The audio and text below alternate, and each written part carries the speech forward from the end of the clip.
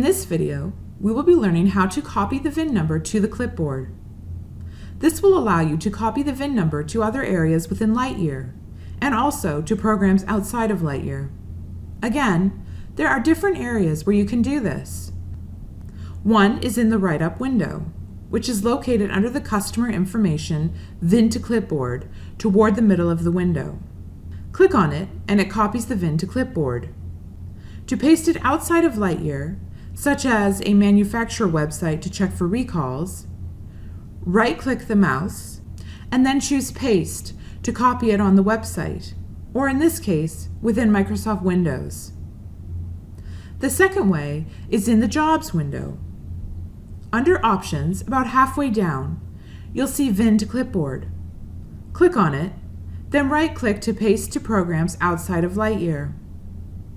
Now, you can also paste within LightYear in some places. You will click Edit in the window you want to paste to, and click inside the area where you want to paste. Then, you will have to press the Control key located on your keyboard, as well as the V key, simultaneously. This will paste it where you have clicked. Then simply press OK, and you are done. Congratulations! You have successfully learned how to copy the VIN number to the clipboard.